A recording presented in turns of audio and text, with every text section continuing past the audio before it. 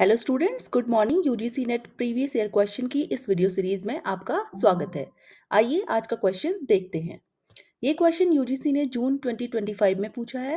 Question में पूछा गया है कि इन बॉनफ्रेंड बैनर की इकोलॉजिकल मॉडल में जो influence of peers and teacher है वो किस सिस्टम का पार्ट है।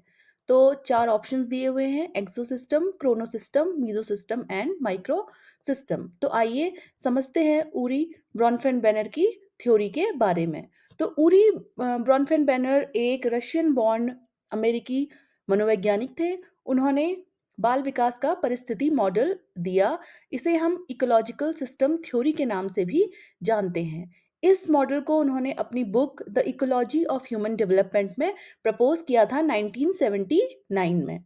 तो यह मॉडल जो है वह हमें बताता है कि बच्चा अकेले विकसित नहीं होता, बल्कि उसके आसपास का जो वातावरण है, उसके आसपास का जो एनवायरनमेंट है, उसका विकास उस पर भी निर्भर करता है।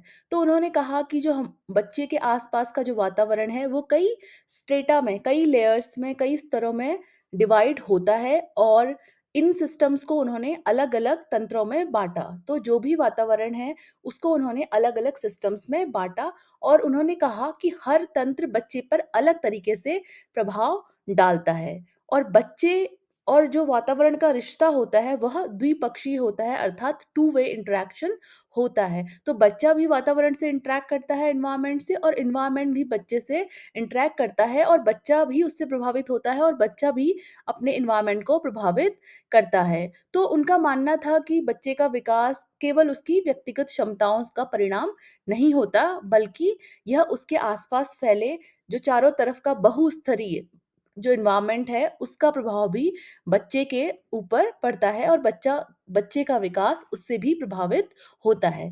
तो ब्रॉनफ्रेंड बैनर ने जो बच्चे के आसपास का वातावरण है उसको 5 स्तर पर बाँटा। तो 5 स्तर में से जो पहला स्तर है उसे हम कहते हैं माइक्रो सिस्टम। दूसरा सिस्टम है हमारा मीज़ो सिस्टम, तीसरा है एक्सो सिस्टम और चौथा है मैक्रो सिस्टम और आखिरी है क्रोनो सिस्टम। तो आइए एक-एक करके इनके बारे में जानते हैं। तो जब हम पहले सिस्टम माइक्रो सिस्टम की बात करते हैं, तो माइक्रो सिस्टम जो है उसे हम हिंदी में सूक्ष्म तंत्र भी कह सकते हैं। यह बच्चे के सबसे निकट का और प्रत्यक्ष वातावरण होता है। इसमें वह लोग और वह गतिविधियाँ आती हैं जिनसे बच्चा डे टू डे लाइफ पर सीधा जुड़ा हुआ रहता है। जैसे कि उसका फैमिली, परिवार, माता-पिता, भाई-बहन, पीयर्स, मित्र, है ना? शिक्षक, स्कूल और आस-पास के जो भी उसका खेल का मैदान है या जहाँ बच्चा प्ले स्कूल में जाता है, तो यह सभी उसके अंतर्गत आते हैं। तो यहाँ पर जो बच्चा है और जो वातावरण है उसके बीच में डायरेक्ट सीधा टू वे दोनों तरफ़े का प्रभाव होता है। यानी कि बच्चा जो है वह अपने परिवार और स्कूल से भी प्रभावित होता है और वह बदले में उन्हें भी प्रभावित करता है।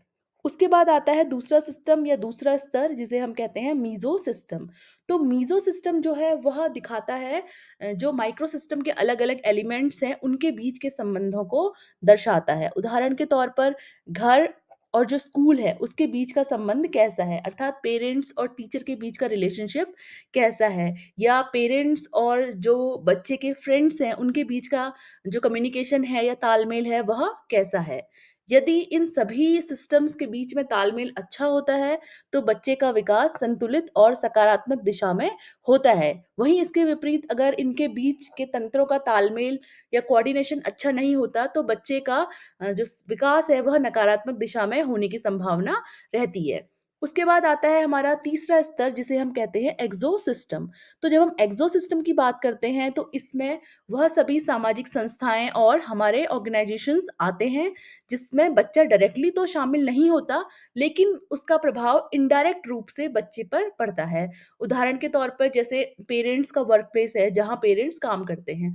तो जहाँ पेरेंट्स काम करते हैं, तो उस वर्क प्लेस की स्ट्रेस, एंग्ज़ायटी, एनवायरनमेंट या सैटिस्फैक्शन भी वो घर लेकर आते हैं। तो उसका इम्पैक्ट इम्पैक्ट भी बच्चे पर होता है, बच्चे के डेवलपमेंट पे भी उसका प्रभाव होता है। इसके अलावा जैसे मीडिया है या सोशल मीडिया है या न्यूज़ चैनल्स हैं या कोई भी जो न्यूज़ हो रही हैं आस-पास की, वह भी क्या करती हैं, बच्चे को इनडायरेक्टली प्रभावित करती हैं, क्योंकि वो बच्चे के सोचने समझने की क्षमताओं को प्रभावित करती हैं, तो बच्चे को प्रभावित करती हैं।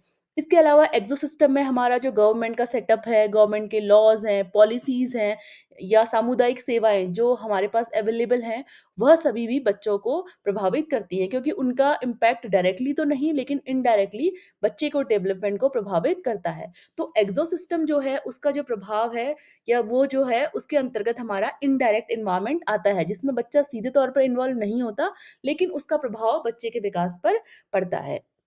उसके बाद आता है हमारा चौथा स्तर, जिसे हम कहते हैं मैक्रो सिस्टम। तो जब हम मैक्रो सिस्टम की बात करते हैं तो मैक्रो सिस्टम दर्शाता है हमारी जो सोशल एंड कल्चरल वैल्यूज़ हैं, हमारी जो सामाजिक और सांस्कृतिक परंपराएँ हैं, हमारी रीति-रिवाज हैं, हमारी जो आर्थिक नीतियाँ हैं, हमारे धार्मिक मूल्य हैं, सांस्कृतिक मान्यताएँ हैं, तो यह सभी इसके अंतर्गत आती हैं। तो उदाहरण के तौर पर अगर किसी समाज में शिक्षा का महत्व दिया जाएगा, शिक्षा को महत्वपूर्ण समझा जाएगा, तो उस वैल्यू का जो प्रभाव है वह बच्चे के विकास पर पड़ेगा। इसी तरह अगर किसी समाज में लैंगिक समानता को प्रमोट किया जाता है या लैंगिक समानता को बढ़ावा दिया जाता है, तो उसका प्रभाव भी बच्चे के विकास पर सकारात्मक रूप से पड़ता है। या फिर अगर किसी समाज में जो कुरीतियाँ हैं, जैसे कि बाल विवाह है या फिर चाइल्ड लेबर है, अगर इस तरह की प्रथाएँ पाई जाती हैं, तो वह चीज़ें भी बच्चे के व्यवहार को, उसके सोचने के तरीके को प्रभावित करती हैं। उसके बाद हमारा आखिरी सिस्टम आता है, अंतिम स्तर, जिसे हम कहते हैं क्रोनो सिस्टम। तो क्रोनो सिस्टम बेसिकली क्या है, समय है। तो समय के साथ-साथ क्या होता है, बच्चे के जीवन में कई घटनाएँ घटती हैं, तो उन घटनाओं का जो प्रभाव होता है एक लंबे समय में, वो बच्चे के विकास को प्रभावित करता है। फॉर एग्ज़ाम्पल अगर किसी बच्चे की फैमिली में जो पेरेंट्स हैं, अगर उनके बीच में डिवोर्स हो जाता है या उनका तलाक हो जाता है, तो उसका जो इम्पैक्ट है वो बच्चे के विकास पर पड़ता है। इसके साथ ही अगर सपोज़ कीजिए जॉब में ट्रांसफ़र्स हैं, बच्चा ट्रांसफ़र होके किसी नई जगह पर जाता है, तो उन सारे इवेंट्स का जो अ, इम्पैक्ट है, जो उन सारे इवेंट्स का प्रभाव है, जो समय के साथ अलग-अलग समय में घटित हो रहे हैं, उनका भी ओवरऑल इम्पैक्ट जो बच्चे हैं, उनके विकास पर पड़ता है। अभी उदाहरण के तौर पर सबसे लेटेस्ट जो इवेंट है कोविड-19, तो कोविड-19 जब आया था, तो उस महामारी से भी जो बच्चे थे, उनके सोचने, समझने के जो तरीके थे, उसमें परिवर्तन आया था। तो क्रोनो सिस्टम ये दर्शाता है कि समय के साथ विभिन्न जो घटनाएँ हो रही हैं बच्चे के जीवन में, तो उनका ओवरऑल इम्पैक्ट भी बच्चे के ऊपर होता है। तो इस डायग्राम में हम क्लियरली देख सकते हैं, तो अगर हम माइक्रो सिस्टम की बात करें, तो जो फैमिली है, स्कूल है, टीचर हैं, पीयर हैं, उसके फ्रेंड्स हैं, तो ये सभी क्या हैं, हमारे माइक्रो सिस्टम का हिस्सा हैं। और मीज़ो सिस्टम दर्शाता है इनके आपस के बीच के रिलेशनशिप को, जो कि माइक्रो सिस्टम के अलग-अलग एलिमेंट्स हैं, अलग-अलग जो सिस्टम है, जैसे फैमिली है, स्कूल है, इनके बीच के आपस के रिलेशनशिप को दर्शाता है। तो जब हम एक्सो सिस्टम की बात करते हैं, तो एक्सो सिस्टम में आ जाता है हमारा एक्सटेंडेड जो हमारा एनवायरनमेंट है या फैमिली है, नेबर्स हैं या हमारे पेरेंट्स का जो ऑफ़िस है, वह सभी इसके अंतर्गत आता है। और जब हम मैक्रो सिस्टम की बात करते हैं, तो मैक्रो सिस्टम में आता है हमारा जो रिलीजियस वैल्यूज़ हैं, आइडियोलॉजीज़ हैं, कल्चर हैं, यह सभी।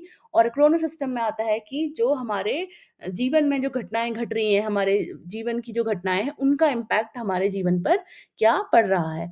तो ये मॉडल हमें ओवरऑल बताता है कि जो बच्चे का विकास है वो केवल आइसोलेटेड वे में नहीं होता। उसको सिर्फ़ सिर्फ़ परिवार या स्कूल ही प्रभावित नहीं करते, बल्कि वह कई लेयर्स में जो उसके आस-पास का एनवायरनमेंट है, कई परतों वाले जो वातावरण का जो प्रभाव है, वह भी बच्चे पर उसका प्रभाव बच्चे के विकास पर पड़ता है। तो मल्टी लेयर्ड जो एनवायरनमेंट है, उसका इम्पैक्ट बच्चे के विकास पर पड़ता है। तो इस सभी जानकारी को जानने के बाद अब आप इस क्वेश्चन को ईज़िली सॉल्व कर सकते हैं। तो इस क्वेश्चन का राइट आंसर है सूक्ष्म तंत्र, क्योंकि जो पीयर्स और जो टीचर्स हैं, वह माइक्रो सिस्टम का हिस्सा हैं। वो सब बच्चे के सबसे करीबी रहते हैं और डे टू डे लेवल पे कॉन्टैक्ट करते हैं, तो इसलिए वह सभी सूक्ष्म तंत्र का हिस्सा हैं। तो राइट आंसर है answer number option number 4। I hope आपको ये वीडियो पसंद आया होगा। Please do like, share, subscribe for more such content. Thank you.